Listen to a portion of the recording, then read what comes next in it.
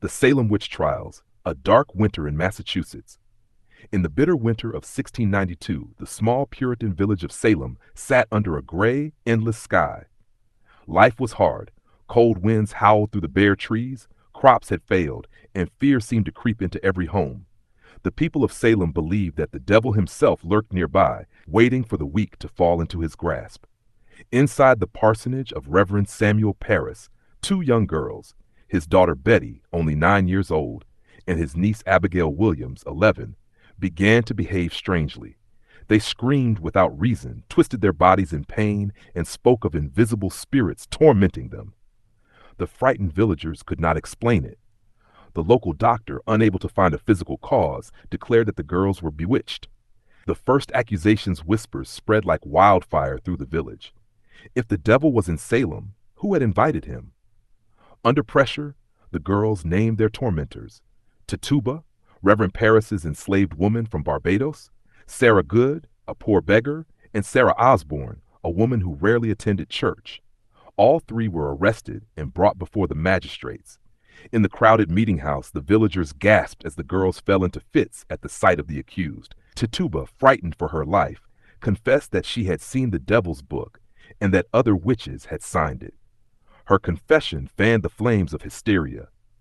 Now everyone wondered, who else among them served the devil? Over the next months, the accusations spread beyond Salem village to neighboring towns. Old grudges turned into deadly accusations. People who had quarreled over property or livestock suddenly found themselves accused of witchcraft. The jails filled with men and women of all ages, mothers, grandmothers, and even children.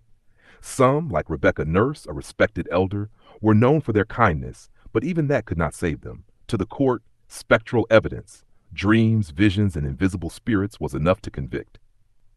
By summer, the trials had turned deadly. On July 19, 1692, the first group of condemned women was led to Gallows Hill. Among them was Sarah Good, who looked upon her judges and declared, "You are all witches, and you know not what you do." The rope tightened, and she was silenced forever. As the months passed, 19 people were hanged. Giles Corey, an old farmer who refused to plead guilty, was pressed beneath heavy stones until he died. His final words said to be, "More weight." By autumn, doubt began to spread. Some of the colony's leaders, including Governor William Phipps, realized that innocent lives were being destroyed. The use of spectral evidence was banned, and the special court was dissolved. The remaining prisoners were freed.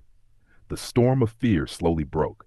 Years later, the people of Salem looked back with sorrow and shame. The government offered apologies and restitution to the victims' families, but the wounds ran deep. The Salem witch trials remain one of the darkest chapters in American history, a time when fear overcame reason and the hunger for purity turned neighbors into enemies. Even now, centuries later, the story of Salem reminds us how easily fear can breed injustice and how vital it is to stand for truth, even when the world is blinded by panic.